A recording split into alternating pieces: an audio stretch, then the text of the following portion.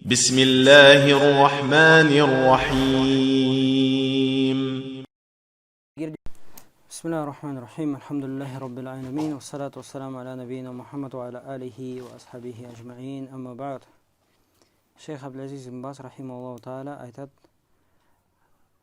الدرس الثامن عشر 18 سبق تجهيز الميت والصلاة عليه ودفنه. يعني мейітті өлген мұсылманды қалай дайындайды, оған қалай жаназа намазы оқылады, және де ол қалай көміледі, сол туралы. Ва илейка тафсилу залика. Және де соны егжей түрде мен саған айтып берейін дейді шейх. Ауалян юшрау талқинул мухтадири ла илаха илlallah ли қаули наби саллаллаху алейхи ва саллям лақину маутакум ла илаха илlallah. Раваху муслимун. في صحيحه والمراد بالموتى في هذا الحديث المحتضرون أو محتضرون وهم من ظهرت عليهم أمارات الموت. Шариат бойынша өлім, яғни ауруында жатқан адам, өлейін деп жатқан адамға ла илаха илlallah деген шахаданы, куәлікті сөзді айтқызу сүннет болып есептеледі. Және де бұған Сахих Муслимда келген хадисте дәлел болып есептеледі. Пайғамбар Мұхаммад саллаллаху алейхи ва саллям айтады: лақину маутакум ла илаха илlallah. Яғни өлейін деп жатқан мұсылмандарға ла илаха илlallah деп айтқызыңдар. Яғни Аллахтан басқа құлшылыққа лайықты тәңір жоқ деп айтқызыңдар дейді. Шейх айтады: уәл мураду бил маута фи хазал хадис ал мухтадарун дейді. Бұл хадистегі маута деген сөз негізі маута өлік деген сөз. Бірақ бұның мағынасы дейді, расында өлім ауруында жатқан адамдар деп айтады. Ухум ман захарат алейхим амаратул маут. Бұл сондай адамдар, яғни әдетте өлейін деп жатқан бір сипат жағдайда жатқан адамдар деп айтады шейх.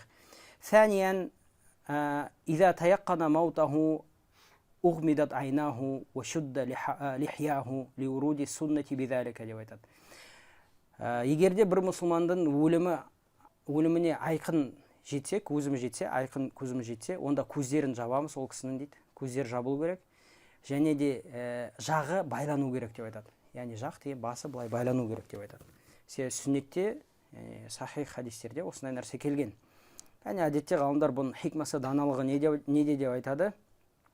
Жаңағы түрі қорқынышты болмасын деп, және де аузына жаңағындай әртүрлі жәндіктер кіркетпеу үшін соны жасайды деп айтады. ثالثا يجب تغسيل الميت المسلم إلا أن يكون شهيدا مات في المعركة فإنه لا يغسل ولا يصلى عليه بل يدفن في ثيابه لأن النبي صلى الله عليه وسلم لم يغسل قتل أحد ولم يصلي عليهم. Егерде мұсылман адам өмірден яғни кететін болса, бұндай мұсылман адамды жуу керек деп айтады. Ол парыз болып есептеледі, және мұсылманның ақысынан болып есептеледі. Тек қана егерде ол шахид болмаса, яғни соғыс алаңында қайтыс болған шахид болмайтын болса, бұндай адам жуылмайды, бұндай адамға намаз оқылмайды дейді. Және де ол оған кепен кигізбейді, кепенге орамайды, киімінде көміле береді. Себебі пайғамбар Мұхаммад саллаллаху алейхи ва саллям Ухудтың шухадаларын, яғни Ухуд соғысында қайтыс болған сахабаларды жуындырмады да, оларға намаз оқымады да, және де оларды кепендемеді деп айтады. Робиан сифату ғуслил мейит. Енді төртіншіден қалай жуылады дейді. Мейітті қалай жуу керек дейді. Аннаху тустару ауратуху, thumma юрфау қалилан, ва ю'сару батнуху асран рафиқан деп айтады. Біріншіден ауреті жабылады дейді. Ауреті жабылады. Содан кейін аз-маз бас жағы көтеріледі де, жаңағындай ішін жаймен басамыз деп айтады. Не үшін дейді? Жаңа ішіндегі бар зәр нелер шығу үшін. Thumma يلف الغاسل على يده خرقة أو نحوها فينجيه بها дейді. Содан кейін жаңағы жуып жатқан адам өзінің қолына бір шүберек немесе мата байлайды да, сосын истинжа жасайды. Истинжа, яғни мана кісінің өліктің несін жаңағы астарын сүртеді. Thumma yuwaddi'uhu wudu'a as-sala. Содан кейін оған кәдімгі намазға қалай дәрет алынады, сондай дәретті алады. ثم يغسل رأسه ولحيته بماء وسدر أو نحوه дейді. Содан кейін жаңағы жууды бастайды. Яғни дәрет алғызады, кәдімгі бірінші беті жуылады, содан кейін қолдар жуылады, содан кейін басына масық тартылады, содан кейін аяқтар жуылады. Содан кейін оның басы мен жаңағындай жақтарын толығымен су, яғни сидр араласқан, сидр деген өзі бір шөп, сол шөп араласқан сумен жуындырады, немесе басқа да жаңағындай адамның денесінен жақсы иіс шығаратын немесе денесін яғни сақтайтын нәрселермен де суды араластырып жуылады дейді басы. Сумма юхсалу шиққаху ал-айман. Содан кейін оң жағы жуылады. Яғни қалайша оң жағы жуылады, сол жаққа жатқызылады мейіт. Сосын оң жағын толығымен жуады. 3 реттен. Егер де 3 рет жуғанда су толық денесіне жетпесе, онда 5 рет, 7 рет проблем жоқ. Сумма, яғни бірақ тақсанмен біту керек. Суммал айсар. Содан кейін сол жағы жуылады. Яғни оң жаққа жатқызылады да, содан кейін сол жағы жуылады. Яғни 3 рет минимум немесе 5-7 рет. Сумма яхсилуху кадалика марратан саниян ау салиса. Яғни шейх айтып жатыр, олай біз айтқанда 3 рет жуады деп, шейх айтады, бірінші былай жуғызады, оң жағын, сосын сол жағын, ол бір болып есептеледі. Сосын қайттан оң жағын, сосын қайттан сол жағын. Сосын қайты сөйтіп 3 рет деп айтады. Бірақ былай да олай береді, оң жағына жатқызып 3 рет оң жағын жуғызып алады. Сосын сол жағын, яғни сол жағына жатқызып оң жағын 3 рет жуылады. Сосын оң жағына жатқызып сол жағын 3 рет жууға да болады. Ямурру фи кулли марратин юмирру фи кулли марратин ядаху аля батнихи. Әр жуған сайын қолын ішінен өткізеді. Жаңағындай нәжістің қалдықтары шықсын деді. Фаин хаража минху шей ғасалаху. Бір нәрсе шықса, соны жуып жіберу керек дейді. Васаддал махал биқутнин ау нахуихи. Содан кейін бәрі біткеннен соң, жаңағындай артқы жағын мақта немесе бір шүберекпен жауып қояды деп айтады. Жаңа қайттан зәр шығып кетпесін деп. Фа ин лам ястамсик фа битинин харрин ау бивасаили тиббил хадиса калласқи ва нахуихи. Егер де жаңағындай мақта, шүберектер тұрмайтын болса ол жерде, онда балшықпен болады дейді. Немесе жаңағындай әртүрлі медицинада бар нәрселермен, құралдармен жаңағындай не сияқты, пластырь сияқты, сондай нелермен сияқты байлап қоюға, жауыстырып қоюға болады дейді шейх. وَيُعِيدُ وُضُوءَهُ وَإِنْ لَمْ يُنَقِّ بِثَلَاثٍ زِيدَ إِلَى خُمْسٍ. Содан кейін қайттан дәретін қайтарып алады дейді. Егер де 3 ретте ол тазаланбайтын болса, онда 5 ретке дейін қосса болады, ау иля сабай, немесе 7 рет. Сумма юнашифуху бисауб. Содан кейін сүртіндіргенде кептіреді үстін. Уяджалу тиба фи мағобинихи. Содан кейін мағобин деген жерге әтір жағады. Мағобин дегенне әдетте күн кірмейтін жерлер. Яғни қолтық, шынтақ пен ненің ортасы, басын асты, сол жерлерге не істейді? Әтір жағады. Уамуадиа суджудихи. Және де сәжде қылатын дене мүшелеріне әтір жағады. Яғни маңдайға, сосын алақандарына, содан кейін тізелеріне, содан кейін аяқтың ұштарына. وَإِنْ طَيَّبَهُ كُلَّهُ كَانَ حَسَنًا. Егер де бүкіл денесіне әтір жағалатын болса, бұл да жақсырақ деп айтады шейх. وَيُجَمِّرُ أَكْفَانَهُ بِالْبَخُورِ дейді. Және кейпіндерін бахурмен түтіндейді. Бахурды білесіз, сол көрсіз сол. Яғни бір иісі бар ағаштармен, сондай немен жандыру да соны. Соны түтінін не істеу, сіндіру, иісі шығу керек сол кепіннен. وَإِنْ كَانَ شَارِبُهُ ау азфаруху тауилатан ахада минху. Егер де тырнақтарымен немесе мұрты ұзын болып кетсе, қысқартса болады дейді. Ва ин тарака залика фала хараж. Тастап қойса проблем жоқ дейді. Бірақ қысқартса жақсырақ. Вала юсарриху ша'раху. Бірақ несін шашын тарамайды дейді. Вала яхлиқу анатаху дейді. Және де жаңағындай астыңғы жақтың несін қырмайды дейді. Түктерін, жүндерін қырмайды дейді. Вала яхтинуху. Және де жаңағындай сүннетке отырғызмайды, егер де сүннетке отырғызылмаған адам болатын болса. Ли адами далили аля залика. Себебі оған ешқандай дәлел жоқ дейді. Вал мар'ату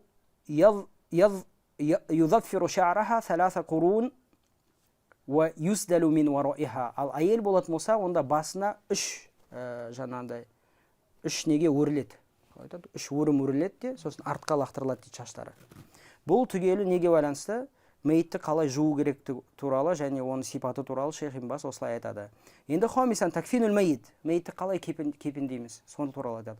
Ал-афдалу ан юкфана ар-раджулу фи 3 асвабин бийдин лейса фиха камисун вала имама, кама фу'ила бин наби саллаллаху алейхи ва саллама. Юдраджу фиха идраджан деп айтады. Ер кісіні 3 матада, ақ матада ораған абзалырақ деп айтады. 3 ақ матада ораған абзалырақ. Және де бұл жаңағында киім болмағаны, және де басқа тағылатын сәлде болмағаны абзал деп айтады. Абзал деп айтады. Себебі пайғамбар Мұхаммад саллаллаху алейхи ва саллям дәл солай кепіндеді деп айтады. және де бұларды қалай қояды? Үшеуін бір-бірінің үстіне қояды. Яғни үш нені, матаны бір-бірінің үстіне қояды. Адам жатқызылады, біріншісімен оралады, екіншісімен оралады, сосын үшіншісімен оралады. Түсінікті ме? Осылай. وَإِنْ كُفِنَ فِي قَمِيصٍ وَإِزَارٍ وَلَفَافَةٍ فَلَا بَأْسَ. Егер де жаңағындай сондай маталар табылмаса, онда киіммен оралса да проблема жоқ деп айтады. Яғни бір жаңағындай қамиспен немесе изармен, жаңағы астына киетін киімдермен оралса да ешқандай проблема жоқ дейді. Бірақ бірінші айтқан нәрсе бұл сүннетке және де абзал нәрсе, сүннетте келген және де абзал нәрсе. وَالْمَرْأَةُ تُكْفَنُ فِي خَمْسِ أَثْوَابٍ دِرْعٍ وَخِمَارٍ وَإِزَارٍ وَلَفَافَتَيْن дейді. Ал әйел болатын болса 5 нәрседе оралады. Яғни үстінде киімі болу керек, және де басында жаңа орамалы болу керек, және де астында киімі болу керек, астына киетін, және де 2 оралатын матамен оралады дейді.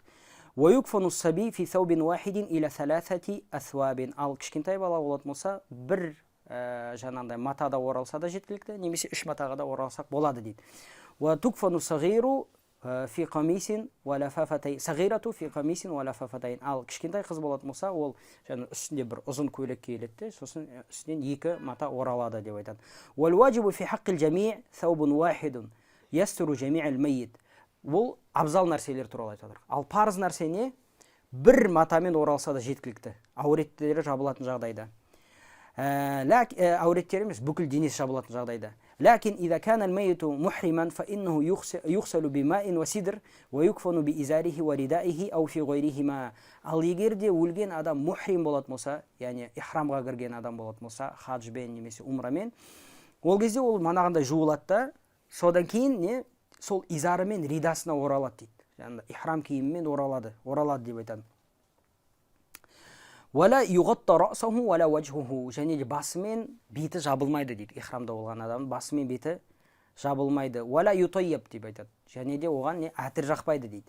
لِأَنَّهُ يُبْعَثُ يَوْمَ الْقِيَامَةِ مُلَبِّيًا. Хадисте келген, كما صح بذلك الحديث عن رسول الله صلى الله عليه وسلم.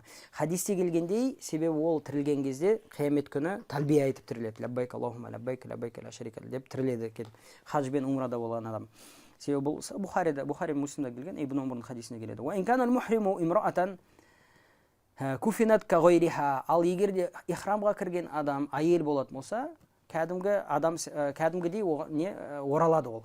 Изармен кәдімгідей қалай оралады, өлік солай оралады деп айтады. Яғни такфин кейпінмен кейпінделеді деп айтады. ولكن لا تطيب ولا يغطى وجهها بنقاب. Бірақ та оған әтір жағылмайды да, беті жабылмайды деп айтады. ولا يداها بقفازين. Және де қолдарына не киілмейді деп айтады? Перчатка. Қолғаптар киілмейді. ولا يغطى وجهها ويداها بالكفن الذي كفنت فيه كما تقدم بيان صفة تكفين المرأة. Бірақ және де оның жаңағындай кепіндеген кезде беті мен жаңа қолдары ашық қалу керек деп айтады. Егер де ол мухрим болған болса, әйел мухрим, ихрамға кірген адам болатын болса. Бұл қалайша кепінденеді? Мұсылман адамды қалай кепіндеу керек екендігін туралы Шейх Ибн Баз осылайша түсіндіріп берді. Сәдисан, 6-шыдан, ахаққун наси би ғуслихи ва салати алейхи ва дафнихи ва сийюху фи залика. ثم الأب ثم الجد ثم الأقرب فالأقرب من العصبات في حق الرجل деп айтады. Адамды кім кепіндеуге лайықтырақ деп айтады? Біріншіден, ол өзі өсиет етіп кеткен адам лайықты дейді. Егер де айтса, пәленше мені кепіндірсін деп.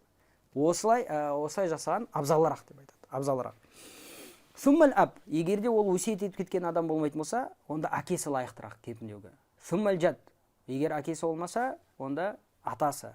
Суммал ақрабу фал ақрабу минал асабати фи хаққи раджул. Содан кейін жақын туыстары, ағасы, інісі, баласы, ағасы мен інісінен бұрын баласы, содан кейін ағасы, інісі, содан кейін ағмамдар, яғни әке жағынан әкесінің аға інілері солаймен бұл кісіні солар лайықтырақ кепіндеуге. وَالْأَوْلَى بِغُسْلِ الْمَرْأَةِ وَصِيَّتُهَا ثُمَّ الْأُمُّ ثُمَّ الْجَدَّةُ ثُمَّ الْأَقْرَبُ فَالْأَقْرَبُ مِنْ نِسَائِهَا. Ал әйелді кім жуындыруға лайықтырақ деп айтады? Біріншіден ол өсиет етіп кеткен әйел адам, бір әйел адамға мені жуындырсын деп өсиет етсе, содан кейін анасы, содан кейін әжесі, содан кейін жақын әйел туысқандары. وَلِلزَّوْجَيْنِ أَنْ يَغْسِلَ أَحَدُهُمَا الْآخَرَ. Ал жаңағындай зайыптыларға, ерлі зайыптыларға бір-бірін жуындыруға болады деп айтады. Бір-бірін жуындыруға болады. Ләнна Сиддиқа радияллаху анху ғасалатху заужатуху ва ләнна Алиян радияллаху анху ғасала заужатаху Фатимата радияллаху анхум аджмаин. Себебі Абу Бакр Сиддиқ өзінің оны кім жуындырды? Әйелі жуындырды. Абу Бакр Сиддиқ қайтыс болған кезде радияллаху анху әйелі жуындырды. Ал Али болатын болса өзінің әйелін жуындырды. Фатима, пайғамбар саллаллаху алейхи вассалам қызын жуындырды. Сабиан сифату салати алал майит. Келесі мәселе жаназа намазы қалай оқылады және соның сипаты деп тұр. يكبر أربعا ويقرأ بعد الأولى الفاتحة وإن قرأ معها سورة قصيرة أو آية أو آيتين فحسن للحديث الصحيح الوارد في ذلك عن ابن عباس رضي الله عنهما. айтады, төрт тәкбір айтылады дейді. Төрт тәкбір айтылады. Біріншісінен кейін фатиха оқылады, фатиха сүресі оқылады. Және де бұл жерде истифтах оқылмайды. Субханака роббина ва бихамдика ва табарака смук деген дұғалар оқылмайды. Бірден фатиха сүресі оқылады. Аузу биллахи минаш шайтанир раджим, бисмиллахир рахманир рахим. Фатиха сүресі оқылады. Фатихадан кейін қысқа сүре оқыса, немесе бір-екі аят оқыса болады деп тұр. Себебі бұл нәрсе Ибн Аббастың хадисінде радияллаху анхума келген деп тұр. Сумма юкаббиру сания, содан кейін екінші такбир айтады. Ва юсалли аля наби саллаллаху алейхи ва саллама ка салатихи фи ташаххуд дейді. Яғни ташаххуд айтылатын пайғамбар саллаллаху алейхи салауат айтады ғой, ташаххудта дәл сондай салауатты екінші такбирдан кейін айтады дейді. Сумма юкаббиру салиса, содан кейін үшінші такбир айтады. Ва яқулу Аллахумма гфир لحينا وميتنا وشاهدنا وغائبنا وصغيرنا وكبيرنا وذكرنا وأنثانا اللهم من أحييته منا فأحيه على الإسلام ومن توفيته منا فتوفاه على الإيمان اللهم اغفر له وارحمه وعافيه واعف عنه. يعني үшінші такбирдан кейін мәйітке дұғаны айтады, өлікке дұғаны айтады. Сол дұғалардың бірі Аллахумма гфир лихайина ва мейтина. Ей Аллах, біздің тірі мұсылмандарға, өлілерге күнәларын кешір. Ва шахидина ва ғайбина дейді. Қазір біздің қасымызда тұрған мұсылмандарға, немесе алыста, жаназада жоқ мұсылмандарға күнәларын кешір. Ва сағирина ва кабирина, кішілерімізге, үлкендерімізге күнәларымыз кешір. Ва закарина ва унса, ерлерге, әйелдерге күнәларымызды кешір. Аллахума ман ахиятуху минна фа ахиху алал ислам. Аллах кімді біздің арамызда тірілтетін болсаң, исламда тірілт, яғни туылған балдары исламда тірілсін деп тұр. Оман тауафайтуху минна фа тауафаху алал иман дейді. Ал кімде-кім бізден қайтатын болса, бұларды иманда қайтар деп дұға қылынады. Бұл дұға сунан жинақтарында келген, кейбір жинақтарында, кейбір риуаяттарында зияда бар. Аллахума ла тахримна ажраху ва ла тудиллана ба'даху деп айтады. Ей Аллах, бізді осы жаназа намазының ажырынан құр қалдырма. Ла тахримна ажр ва ла тудиллана ба'даху. Және де бұл адамнан кейін бізді адастырма деген зияда бар. Бұл хадистер сунан жинақтарында келген, иснадында сөз бар, бірақ кейбір ғалымдар бұны хасан хадис, жақсы, яғни құжат болып, дәлел болып есептелетін хадис деп айтқан. Келесі хадис бұл Сахих Муслимда келген хадис. Шейх Бас бәрін бірге жинап қойған. Сахих Муслимда келетін хадис. Бұл хадисе пайғамбар Мұхаммад саллаллаху алейхи ва саллама мәйітке қалай дұға қылу керек екенін үйретіп айтады. Аллахумма гфир лаху вархамху ва афихи ва'фу анху ва акрим нузулаху васи' мудхалаху вагсилху билма'i ваth-тhalji wal-barad ва наққихи мин al-хатая кама юнаққи ath-thawb al-abyadu min ad-danas ва абдилху даран khayran min darihi ва ahlan khayran min ahlihi ва adkhilhu al-janna ва a'idhhu min 'adhab al-qabr ва 'adhab an-nar وافسح له في قبره ونور له فيه اللهم لا تحرمنا أجره ولا تضلنا بعده деп осы жерде қосып қойған екен. Бұл Муслимда келетін хадис ва азаби нар деген жермен бітеді. Яғни Аллахума игфир лаху, ей Аллах, бұл өлікке күнәларын кешір. Вархамху, оны мейірімділігіне ал. Ва афихи, бұны сәлеметтікте сақта. Ва'фу анху, және де кешір деп айтады. Қараңыз, афу мен мағфираның айырмашылығы бар. Екеуінде кешірілім деп аударылады. Бірақ екеуінің айырмашылығы бар. Мағфира ол араб тілінде сатыр деген мағынаны білдіреді, яғни жасыру деген мағынаны білдіреді. Жасыру деген мағынаны білдіреді. Яғни Аллахумма гфир лаху, яғни кешір деген сөз күнәларын осы дүниеде қалай жасырған болсаң, қиямет күнінде дәл солай жасыр деген мағына шығады. Кеш деген сөз осы, мағфира, игфир лаху.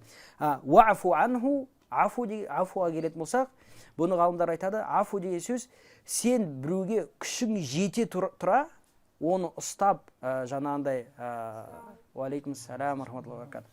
Сен оны ұстап, оған жаңағындай кегінді қайтара алатын болсаң да, оны жасамау.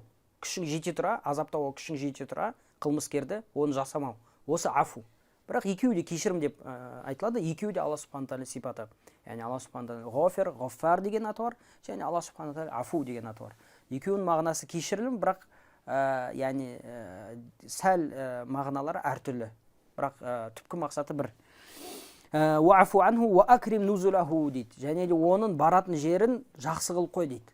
Уаси мудхалаху дейді. Кіретін жерін кең қылып қой дейді. Яғни қабірін кең қыл дейді. Уақсилху билмаи ва сәлжи вал барат дейді. Және де ол кісіні сумен, және де қармен, және де бұршақпен несе жуындыр деп айтады. Және осы жерден ғалымдар қандай пайда алады? Дәретті мұзбен, бұршақпен, немесе қармен алуға болады. Ол түбінде еріп су болады. Және де оны ақ киім ластан қалай тазаланады, сен соны дәл солай күнәларынан тазала деп тұр. Оны қазіргі үйінен көрі жақсырақ үйге кіргіз деп айтады. Яғни ауыстыр дейді. Дейді. Қазіргі отбасынан көрі жақсырақ отбасымен айырбаса деп тұр оған.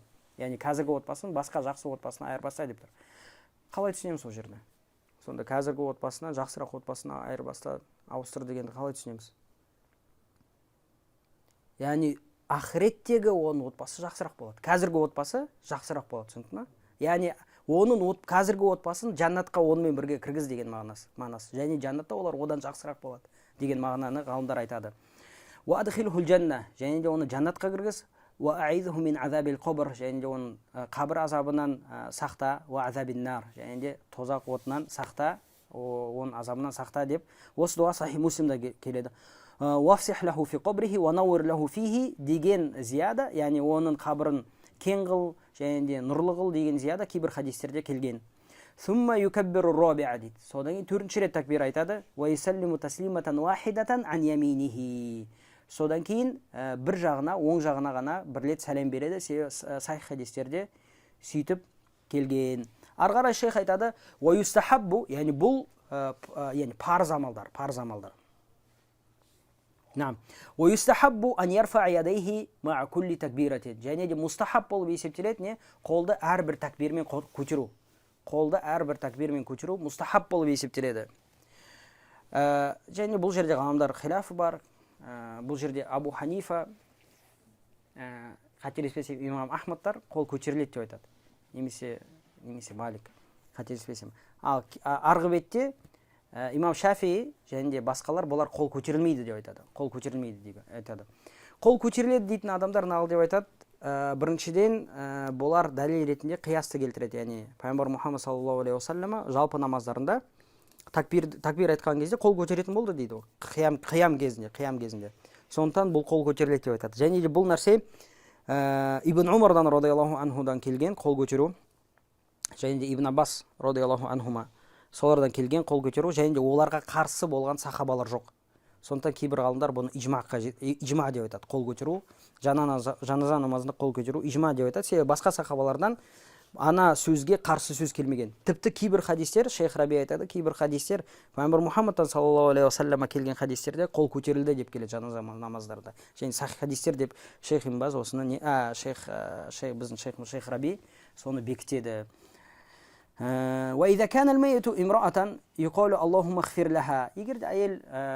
Егер де әйел болатын болса, өлген адам, ол кезде біз дамирлерді өзгертеміз. Яғни қалай? Қазақша қалай болады дамир?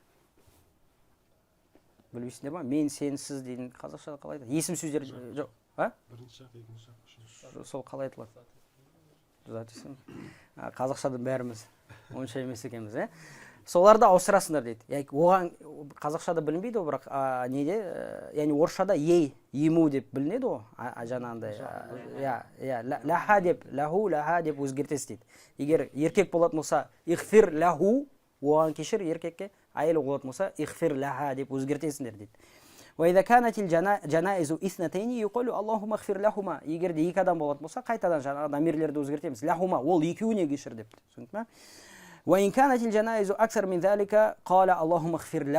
Егер де екі адамнан көбірек болатын болса, оларға кешір деп өзгертеміз деп айтады. Ал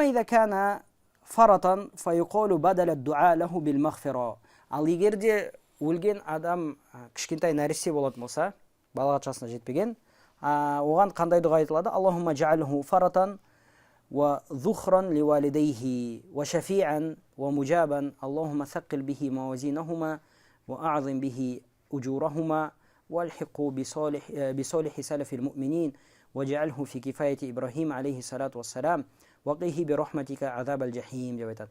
Бұл расында бұл дұға сүннетте келмеген, хадистерде келмеген, бірақ бұл дұғалар табииндерден келген. Хасан аль-Басри, басқа да табииндерден келген. Сондықтан бұларды айтса болады. Егер де кішкентай нәресте болатын болса, Аллахумма жа'алху фаратан ва зухран ливалидейхи дейді. Ей Аллах бұны фарат қыл дейді. Фарат, зухр деген кімдер олар? Араб тілінде бір жерге, мысалы бір сапарда кетіп баратқан адамдар болады. Фарат деп кімді айтады? Бірінші болып баратта, жаңағындай олардың бекеттерді болады, яғни тұратын жер. Сол жерге бірінші барады да, сол жер дайындайды. Су дайындайды, жаңағындай бүкіл нәрсені дайындап қоятын адамды фарат деп айтады. Түсіндің ме? Яғни Аллахумма жа'алху фаратан ливалидейхи деген сөз, ей Аллах бұны әке шешесін жәннатта күтіп алатын фарат қыл деп. Бүкіл нәрсені дайындап күтіп тұратын фарат қылып қой деген мағынаны білдіреді. Түсіндің ме? Ва шафи'ан дейді, және де шапағат шығыл дейді. Ва мужабан, және дұғасын қабыл қыл. Аллахумма саққил бихи мавазинахума дейді. Ей Аллах, бұл бала арқылы мына жаңағындай әке шешелерінің жаңағындай таразыдағы амалдарын ауыррақ қыл дейді. Ва а'зим бихи уджурахум, олардың әжірлерін, сауаптарын ұлылақ қыл, яғни үлкенірек қыл. Ва алхиқу би салихи салафил му'минин, және де бұл бала жаңағындай момындардың арасындағы ізгілерімен бірге өтіп кеткен момындардың арасында ізгілеріне қос деп тұр. Уаджалху фи кифаяти Ибрахим, және де фи кафалати Ибрахим, және Ибрахим алейхиссалату вассаламның қасында қыл деп тұр. Уақихи би рахматика азабал жахим, және де өзің мейірімділігімен оны тозақ отынан сақта деген дұға айтылады. Ва суннату ан яқифал имаму хизаа раъси ар-раджул ва васатал мар'a дейді. Сүннет болып есептеледі, егерде мәйет еркек болатын болса, өлік еркек болатын болса, онда имам оның бас жағында тұрады. Яғни бас жағында тұрады. Егер әйел болатын болса, имам ортасында тұрады дейді. Бұл сүннет болып есептеледі. Ва якуна ар-раджулу мимма ялил имам иза ижтамаатил жанаиз вал мар'ату мимма яли ал-қибла. Және де وأن يكون الرجل مما يلي الإمام إذا اجتمعت الجنائز والمرأة مما يلي القبلة дейді. Егер де жаназалар, бірнеше жаназалар болатын болса, онда еркек имамнан кейін тұрады дейді. Ал әйел болатын болса, қибла жақта тұрады дейді. Немесе еркек имамға жақын тұрады, ал әйел содан кейін қибла жақта тұрады дейді. Wa in kana ma'ahum atfal قدم الصبي على المرأة ثم المرأة ثم الطفل طفلة ويكون رأس الصبي حيال رأس الرجل ووسط المرأة حيال رأس الرجل дейді. Егер де кішкентай бала болатын болса, онда ол бала әйелдің алдында тұрады. Яғни бірінші бала, содан кейін әйел, содан кейін еркек тұрады. Ал егер қыз болатын болса, ол кезде бірінші бала тұрады, содан кейін әйел, содан кейін қыз тұрады. ويكون رأس الصبي حيال رأس الرجل дейді. Және де кішкентай баланың басы жаңағындай еркектің басымен бірге, егер бірнеше жаназа оқылатса, бірнеше өлікке жаназа оқылатын болса, еркек пен баланың басы бір неде тұрады дейді, бір сызықта тұрады, ал әйел мен жаңағындай кішкентай қыз нәресте бұлардың ортасы тұрады. Яғни былай бастар былай тұратын болса, әйелдердікі былай ортасымен тұрады, имам жақта. Түсінікті ме? Соны айтыр. وهكذا الطفل يكون رأسه حيال رأس المرأة. Яғни жаңағындай кішкентай қыздың басы жаңағындай әйел кісінің басымен бірге болады. Яғни еркектің бастары былай тұратын болса, бұлардың бастары былай тұрады да, имам жақта. ويكون وسطها حيال رأس الرجل. Яғни әйелдің орта жағы дәлме-дәл еркектің бас жағында болады. Сонда сәл жанайыздар, яғни нал деп айтады, таситын нәрселерді қазақша. Табыттар әртүрлі тұрады. Яғни еркектің табыты яғни сәл сәл жоғарыда тұрады, ал әйелдік қақ ортада тұрады. Түсінікті ме? Яғни бұл бірнеше жаназалар болатын болса. وَيَكُونُ الْمُصَلُّونَ جَمِيعًا خَلْفَ الْإِمَامِ. Ал бүкіл жаңағындай намаз оқитындар имамның артында болады. إِلَّا أَنْ يَكُونَ وَاحِدًا лам яджид маканан хальфал имам фаиннаху яқифу ан яминихи. Егер де бір орын табылмай қалса ғана бір адам имамның қасына оң жағына барып имамның қасына ұйыса болады дейді. Сәминан жоқ, егер орын талмаса қосыла береді имам жаққа қосыла береді. Айтады, сәминан сегізіншіден сифату дафнил мейит, яғни мейитті қалай жерлеу керек. Ал-машру'у та'миқул қабри иля уасатир раджул ва ан якуна фихи лахдун мин жихатил қибла деп айтыр. Яғни қабірді орта жағынан сәл не қылу, тереңірек қылу сүннет болып есептеледі. Және де лахад қылынады. Лахад деген қапталға қазылады. Өзі негізінде екі түрлі сүннетте екі түрлі жерлеудің сипаты келген. Біреу лахад, яғни қабір былай қазылады, мынау жер болатын болса, қабір былай қазылады да, сосын бір жаққа қарай кіріп кететін мынандай лахад қазылады. Және де бұл лахад қиблаға қарап тұру керек. Яғни қибла мына жерде болу керек. Бізде түсінікті ме? Немесе шақ бар. Шақ керісінше былай қазылады да, сосын ортадан тағы да былай қазылады. Түсінікті ме? Бұл да бар. Екеуі де сүннетте келген, екеуі де хадистерде келген. وَنْيُدَعَ الْمَيِّتُ فِي اللَّحْدِ عَلَى جَنْبِهِ الْأَيْمَنِ. Өлік болатын болса, сол ләхттің ішінде оң жағымен қиблаға қаратып жатылады. Яғни қибла былай болып, ол былай жатады, оң жағына қарай. Түсінікті ме? وَتُحَلُّ عُقَدُ الْكَفَنِ. Және де кафаны байланады, ол ашылып кетпеу үшін. Бас жағынан байланады, жіптермен. Енді қанша жерден қажет болса, сонша жерден байланады. Сол не жіптер шешіледі деп айтады. وَلَا تُنْزَعُ بَلْ تُتْرَكُ. Олар қалып қояды дейді. Сол жіптер қалып қояды сол жерде дейді. وَلَا يُكْشَفُ وَجْهُهُ سَوَاءً كَانَ الْمَيِّتُ رَجُلًا أَوْ امْرَأَةً дейді. Яғни беті ашылмайды дейді. Еркек болсын, әйел болатын болса, ثُمَّ يُنْسَبُ عَلَيْهِ اللَّبِنْ дейді. Содан кейін не бұл жаңағыда ләхт жаққа нелер қойылады, тақтайшалар немесе тастар жабылады сол ләхт. وَيُطَيَّنُ حَتَّى يَثْبُتَ وَيَقِيهِ تُرَابٌ. Содан кейін сәл жаңа балшық немесе бір ұстап тұратын бір нәрселер жақса дұрыс болады дейді. Содан кейін не топырақ үстіне көміледі дейді. فَإِنْ لَمْ يَتَيَسَّرْ اللَّبِنُ فَبِغَيْرِ ذَلِكَ مِنْ أَلْوَاحٍ أَوْ أَحْجَارٍ أَوْ خَشَبٍ يَقِيهِ التُّرَابُ. Егер де жаңа ләбин деген негізде тастан жасалған кірпіштер ғой. Егер қыштан жасалған немесе тастан жасалған кірпіштер егер де болмайтын болса, онда жаңағыдай тақтайшалардан, ағаштан жасалған тақтайшаларды қоя салуға болады дейді. ثُمَّ يُحَالُ عَلَيْهِ تُرَابٌ. Содан кейін көміледі дейді. Содан кейін көміледі. وَيُسْتَحَبُّ أَنْ يُقَالَ عِنْدَ ذَلِكَ بِسْمِ الله وعلى ملة رسول الله صلى الله عليه وسلم. Және де сол жерде мұстахаб осы дұғаны айту. Бисмилlah, Аллахтың есімімен, وعلى ملة رسول الله. Расулуллахның, яғни Аллахтың елшісінің дінінде деп. Яғни бұл кісі Аллах елшісінің дінінде деп. Саллаллаху алейхи ва саллям.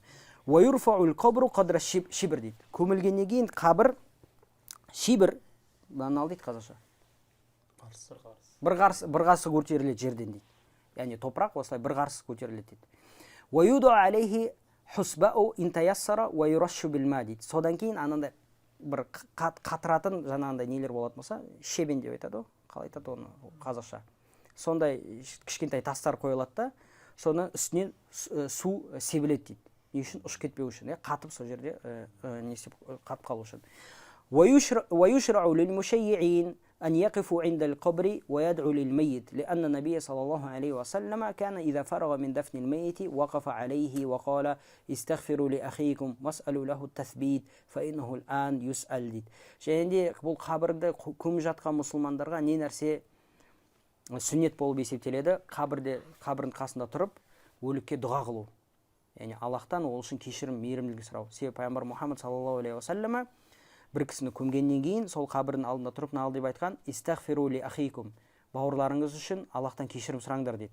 "Васалу лаху тафбит", Аллах оны берік қылып қойсын деп сұраңдар Аллах субхана тағала. "Фа иннахул ан юсал", себебі ол қазір сұралып жатыр деп айтады пайғамбар Мұхаммад саллаллаху алейхи ва саллям. Тасиан: "Ва юшрау лиман лам юсалли алейхи ан юсалли алейхи ба'да дафн". Яғни 9-шыдан кімде-кім оған намаз оқи алмай қалған адам болады, туыс-туысқандар, таныстар, егерде намазға, жаназа намазына үлгермей қалатын болса, ол кезде көмілгеннен кейін, адам жерленгеннен кейін оған намаз оқыса болады дейді. لأن النبي صلى الله عليه وسلم فعل ذلك. Себебі пайғамбар Мұхаммад саллаллаху алейхи ва саллям бұны жасады дейді. وعلى أن يكون ذلك في حدود شهر فأقل дейді. және бұның қашанға дейін болады дейді, бір айға жетер жетпесте бұл нәрсені жасауға болады деп айтады. فإن كانت المدة أكثر من ذلك لم تشرع الصلاة على القبر. егер де бір айдан асып кететін болса, бұндай намаз оқылмайды дейді. لأنه لم ينقل عن النبي صلى الله عليه وسلم أنه صلى على قبر بعد شهر من دفن الميت. Себебі пайғамбар Мұхаммад саллаллаху алейхи уассалама бір кісі жерленгеннен кейін, бір ай өткеннен кейін оған жаңағындай намаз оқыды деген нәрсе келмеген, жаназа намазын келмеген деп айтады. Бірақ расында бұл нәрседе шейхтің айтып тұрған нәрсесі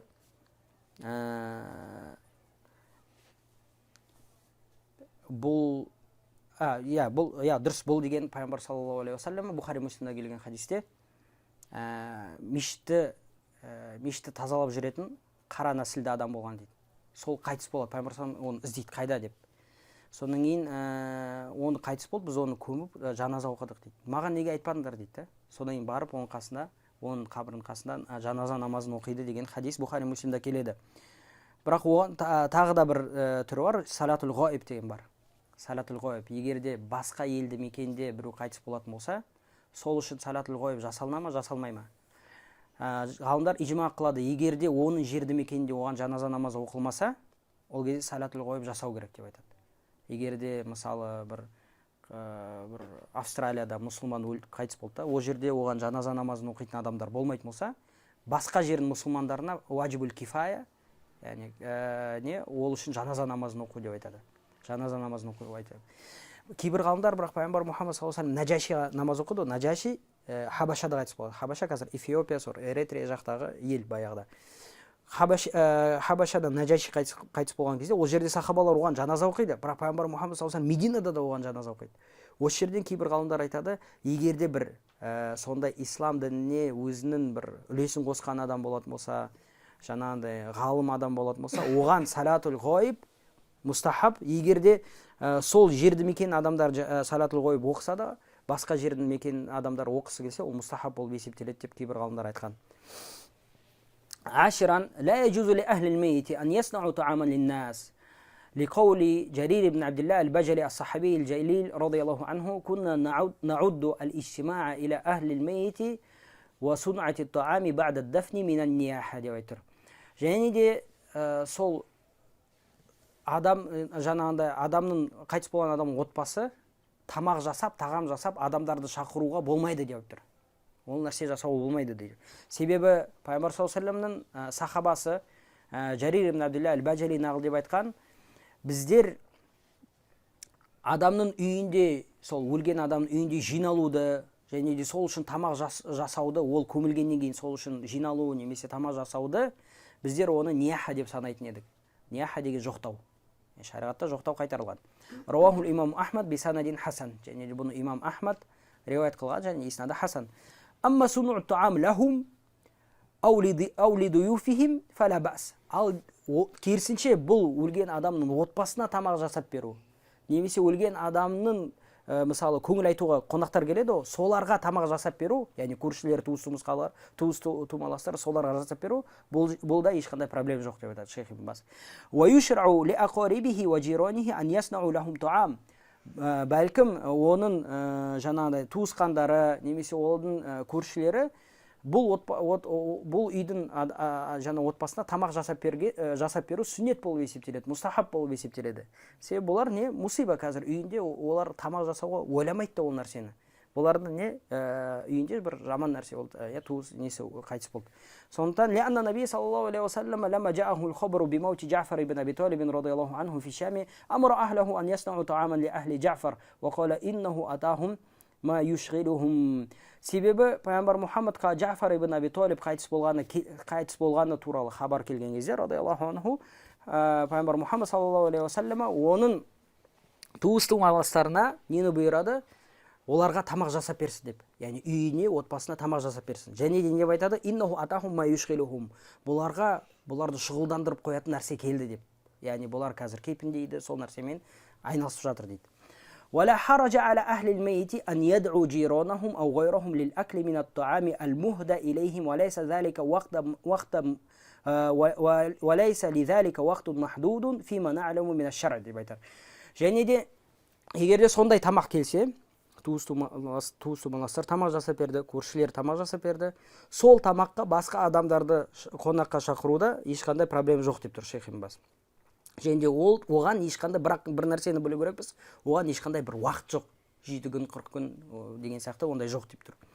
Хади ашар 11-ден لا يجوز للمرأة الإحداد على ميت أكثر من 3 أيام إلا على زوجها فإنه يجب عليها أن تحد أو تحد عليه 4 أشهر و10 إلا أن تكون حاملا فإلى وضع الحمل لثبوت السنة صحيحة عن النبي صلى الله عليه وسلم بذلك.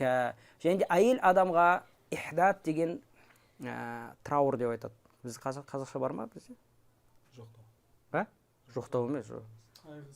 Қайғысы. Сол ихдат деп айтады, сол траурды. Яғни ол не деген сөз? Әсемденбейді, әтір жақпайды үстіне, әдемі киімдерін кимейді. Яғни осыны траур деп айтады. Ихдат. Арабша ихдат, қазақшасын білмеймін. Бұндай нәрсені әйел адамға жасауға болмайды, 3 күннен аса жасауға болмайды дейді. Егер мысалы туыс тумаластар қайтыс болатын болса, ағасы, інісі, әкесі, атасы, балдары қайтыс болатын болса, 3 күннен артық осындай ихдат жасауға болмайды, траур жасауға болмайды деп айтады. Аза жасауға болмайды екен. Тек қана егерде күйеуі қайтыс болмаса дейді. Егерде әйелдің күйеуі қайтыс болатын болса, ол осы ихдатты, азаны неше күн жасайды? 4 ай және 10 күн жасайды деп айтады Ибн Баз рахималлаху тағала. 4 ай 10 күн ихдат, яғни әтір жақпайды, әсемденбейді, яғни хидба жасамайды, басқа еркектерге хидба жасамайды, яғни құдалық жасамайды. Бұл егерде ол аяғы ауыр болмайтын болса. Ал аяғы ауыр әйел болатын болса, туғанға дейін сол ихдатта болады, азада болады. Туғанға дейін ихдатта болады. Себебі осы нәрселер Пайғамбар саллаллаху алейхи вассалам сүннетінде келген. وَمَرْرَجُلُ فَلَا يَجُوزُ لَهُ أَنْ يُحِدَّ عَلَى أَحَدٍ مِنَ الْأَقَارِبِ أَوْ غَيْرِهِمْ дейді. Ал еркек адам болатын болса, оған аза жасау болмайды тіпті. Ихдат, траурды еркек адамға тіпті жасау болмайды. ثاني عشر يشرع للرجال زيارة القبور بين وقت وآخر للدعاء لهم وترحم عليهم وتذكر الموت وما بعده لقول النبي صلى الله عليه وسلم زوروا القبور فإنها تذكركم الآخرة خرجه الإمام مسلم في صحيحه. Еркек адамдарға анда-санда қабірлерді зиярат ету сүннет болып есептеледі. Не үшін? Сол қабірде жатқан өліктерге дұға қылу үшін, оларға Алла субхана тағала, яғни Аллах мейірімділігін алсын деп дұға қылу үшін, және де не? Өлімді еске алу үшін. Себебі Пайғамбар Мұхаммад саллаллаху алейхи вассалам Сахих Муслимда келген хадистен алды деп айтқан: "Зурул кубур", қабірлерді зиярат қылыңдар деген. Фа иннаха тузаккирукумул ахира, себебі бұл нәрсе ақырет күні сізге еске алдырады деп айтады. وكان صلى الله عليه وسلم бұл еркектер туралы айтып жатыр шейх ибн Баз. وكان صلى الله عليه وسلم يعلم أصحابه إذا زاروا القبور أن يقولوا السلام عليكم أهل الديار من المؤمنين والمسلمين وإن إن شاء الله بكم للاحقون نسأل الله لنا ولكم العافية يرحم الله المستقدمين منا والمستأخرين деп айтады. Және Пайғамбар Мұхаммад саллаллаху алейхи вассалам сахабаларын қандай дұғаны үйрететін болған? Қабірлерді зиярат еткен кезде Ассаламу алейкум ахлад дияр. Ей, осы жерде жатқан мұсылман, момындар, минал муъминин вал муслимин, сендерге Аллахтың сәлеметі болсын. Ва инна иншааллаху бикум лахиқун. Және де біздер Аллах қаласа сендерге қосыламыз деп тұр. Насалуллаха лана ва лакумул афия. Аллахтан бізге және де сендерге сәлеметтікті тілейміз дейді. Ярхамуллаху мустақдимина минна вал мустақирин. Аллах бізден алдын осы қабірлерге келген адамдарды, бізден кейін келетін адамдарды мейірімділігіне алсын деген дұғаны Пайғамбар Мұхаммад саллаллаху алейхи вассалам үйрететін болған. Ва амма ниса дейді шейх ибн Баз, фалайса лахунна зияратул кубур лианна расулаллахи саллаллаху алейхи вассалама ла'ана заиратил кубур ва лианнахунна юхша мин зияратихинна алфитнату وقلة الصبر وهكذا لا يجوز لهن اتباع الجنائز إلى المقبرة لأن رسول الله صلى الله عليه وسلم نهاهن عن ذلك وأما الصلاة على الميت في المسجد أو في المصلى فهي مشروعة للرجال والنساء جميعا деп айтыр. Ал әйелдерге келетін болсақ, оларға қабірлерді зиярат қылуға тыйым салынған. Себебі Пайғамбар Мұхаммад саллаллаху алейхи вассалама қабірді зиярат қылатын әйелдерді лағнеттеген деп тұр. Және де бұлар зияратқа қабірлерді зиярат қылатын болса, бұлар фитнаға түсіп қалудан қорқамыз, сондай қауіп бар деп тұр. Және де бұлар сабыр қыла алмай, Аллахтың тағдырына ашулануының қауіптілігі бар дейді. Сондықтан ол болмайды деп тұр.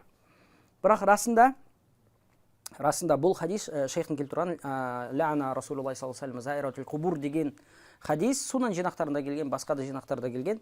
Дәл осы лафзбен даиф. Заиратул қубур, зиярат қылатын әйелдерді лағнеттеген деген лафзы даиф деп айтады.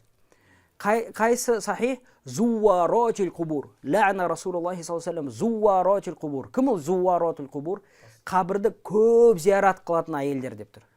Қабірді көп зиярат қылатын әйелдерді лағнеттеген деп тұр. Сондықтан анда-санда жасап тұрса әйелдер проблема жоқ. Және де оған дәлел Бухари, Муслимда келетін хадис. Бір кезде пайғамбар Мұхаммад саллаллаху алейхи ва саллям түнде шығып кетеді. Артынан Айша радиаллаху анха шығады. Қайда шығып кетті деп қызғанады енді. Түнде қаяққа шығады? Қызғанып барып қараса пайғамбар Мұхаммад саллаллаху алейхи ва саллям Бақиъке барған екен. Бұл жерде Бақи деген қабірлерге барып сахабаларына дұға қылған екен. Сахабалар үшін Аллах субханаху ва тағаладан дұға қылған екен. Пайғамбар саллаллаху көріп қалады Айша радиаллаху анханы. Сосын қайтып бара жатқанда Айша радиаллаху тез үйге кіріп кетеді де қайтадан жатып қалады. Пайғамбар саллаллаху үйіне кіреді. Сен болдың ба деп айтады. Иә, мен болдым. Не үшін десем, енді әйелдер жасайтын нәрсе кірді дейді маған. Енді қызғаныш кірді деп айтады. Сен не сен дейді Айша радиаллаху. Мен қабірлерді зиярат қылдым. Сондықтан сен қабірлерді зиярат қылсаң, онда осы дұғаны айт. Ассаламу алейкум ахлі дияр деп осы дұғаны үйретеді. Яғни бұл жерден ғалымдар айтады, пайғамбар саллаллаху алейхи ва саллям Айшаға не деп тұр?